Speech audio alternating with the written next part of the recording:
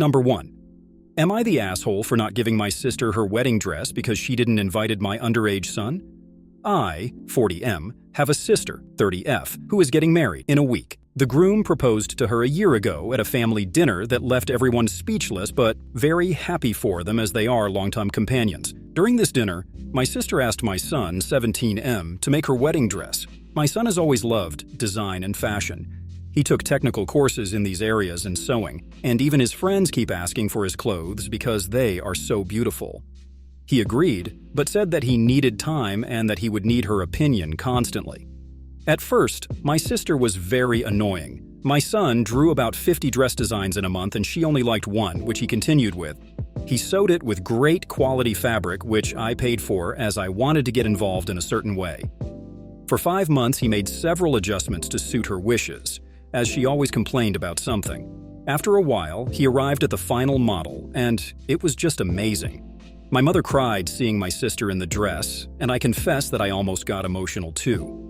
The problem was that last week my son came to talk to me about the wedding invitation that had not arrived for him, but for other family members. I thought maybe he didn't need one, but it still felt weird. I messaged my sister raising this issue, and she replied that she didn't want any underage people at her wedding because there would be alcohol. I asked if she was going to make an exception for my son, but she cut me off and said no. There are no children in our family. My son is the only minor, so I didn't see any sense in this rule for family members. And to make matters worse, my son was very sad and cried because he spent months on this dress and couldn't go to the wedding. I was very upset and told my sister that she should look for another dress as soon as possible, as she would no longer wear the one my son made. She called and yelled at me, saying I was being unreasonable and that I couldn't do this. My mother called me saying I should deliver the dress and follow the rules, but I didn't and hung up on her. Because of this, the family is divided. Many agree with me and condemn my sister's actions, saying she could only make an exception. But another part says I'm unreasonable and I'm spoiling her big day. I don't think I'm being wrong, but just rational and paying her back in kind. So, am I the asshole? Update. I talked to my son about the suggestions you guys gave me, and he agreed to sell the dress at market price. He calculated the price of everything, and the value was quite high.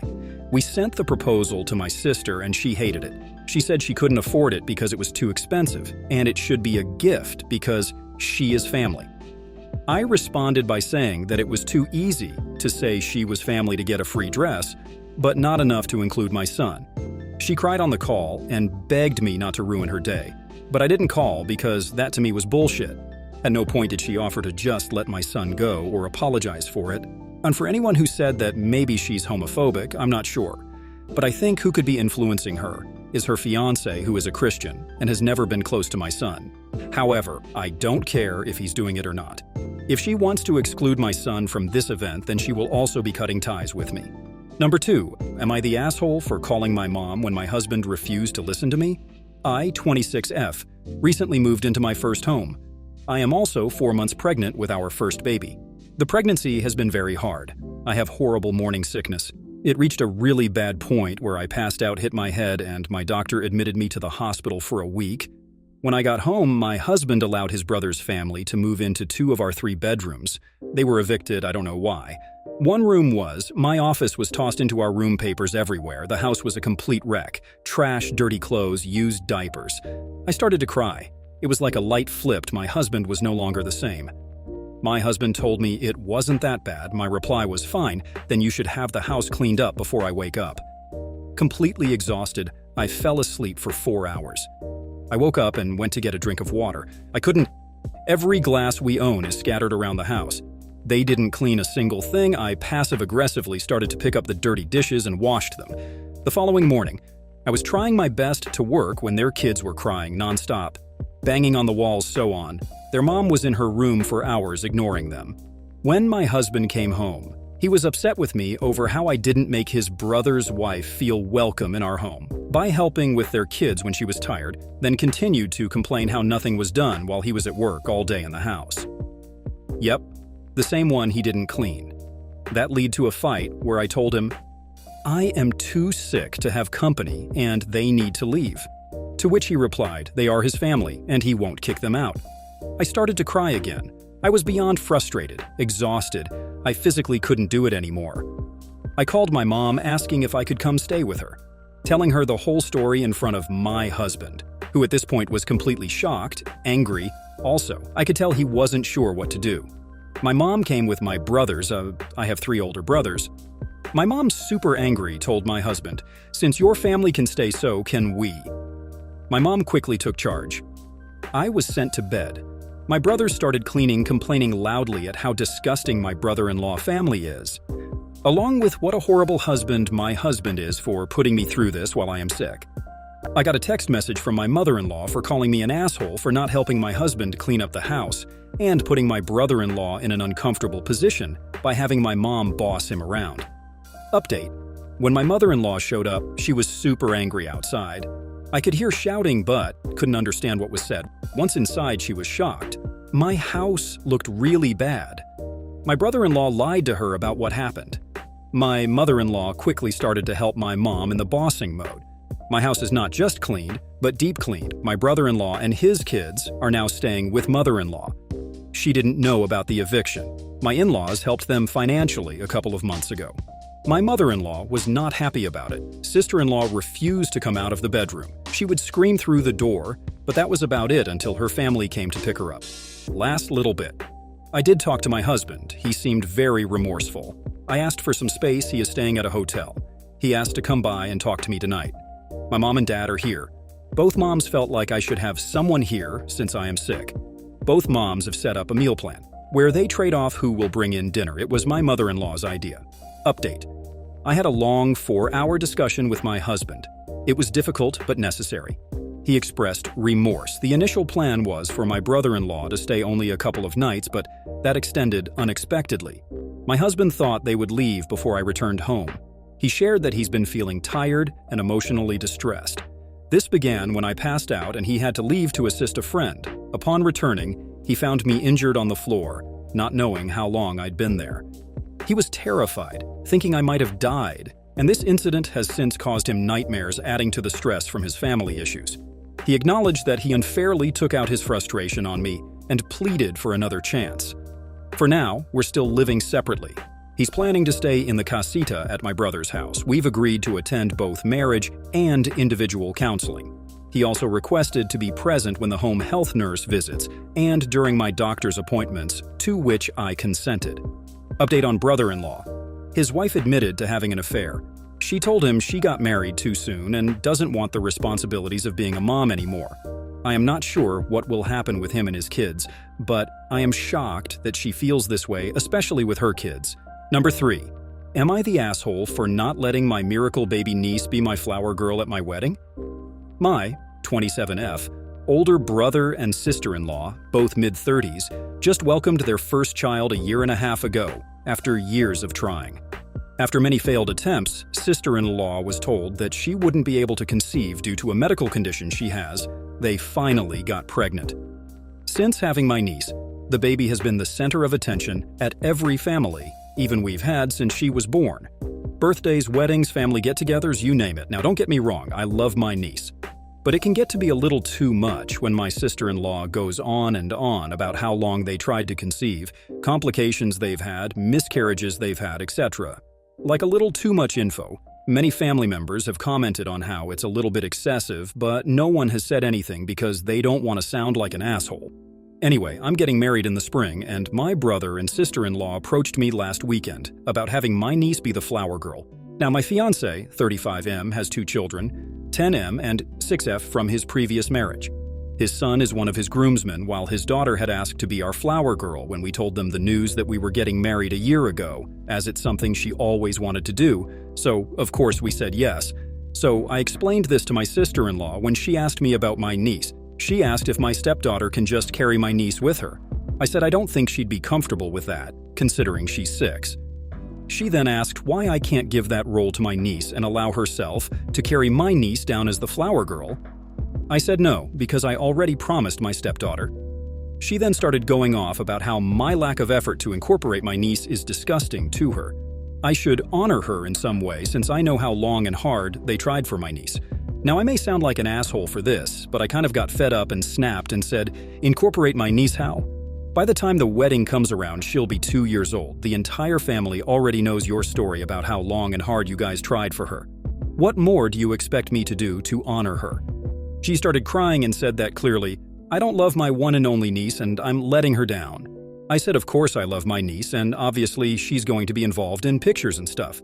But I'm not going to let my stepdaughter down by giving my niece a role she's too young to remember anyway.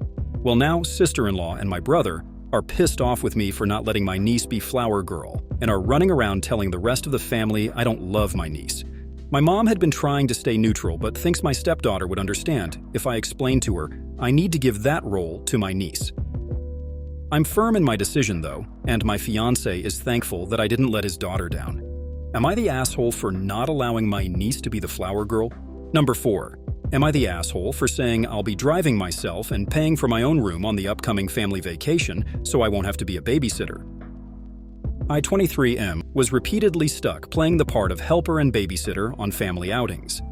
I had to move out of my parents' house because I kept being forced to help watch my 3 nephews. Last year we took a family vacation in summer to the coast.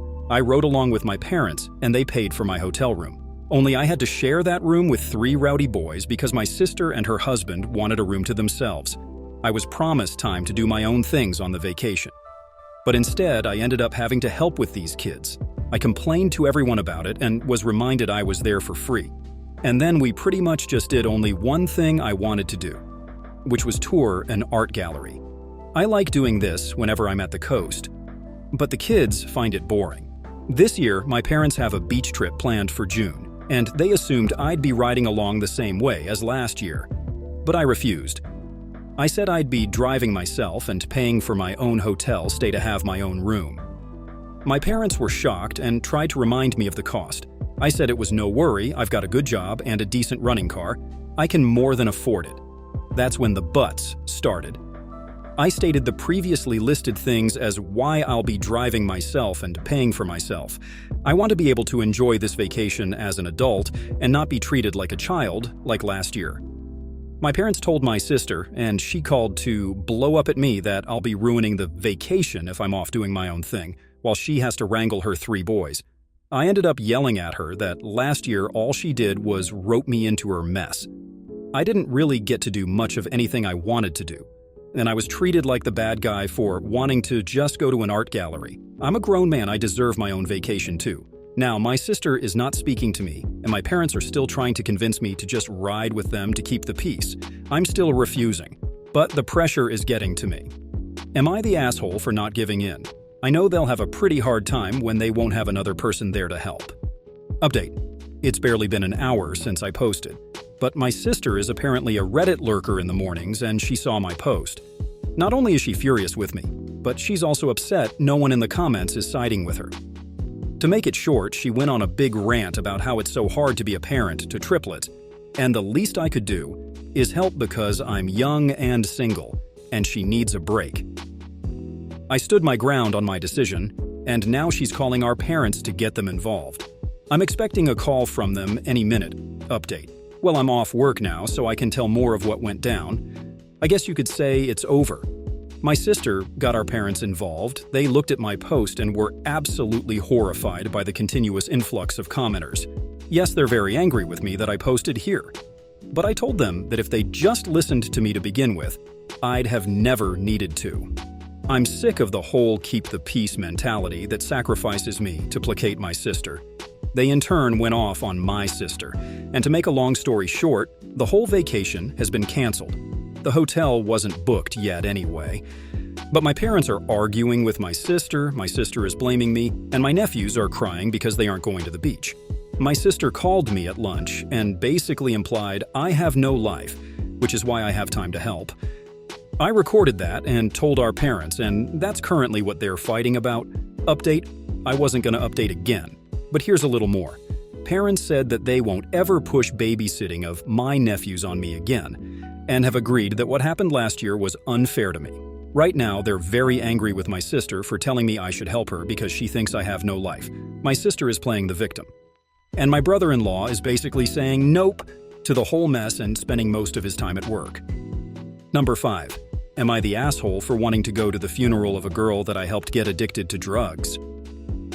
I'm 26 and clean from heroin for 3 years. I was also a piece of shit and used to deal for a while. I managed to get with a beautiful girl named Marcy when I first started getting into the thick of things. She knew who I was, but she said she loved me. I will regret this for the rest of my life, but I was the person who shot up Marcy for the first time.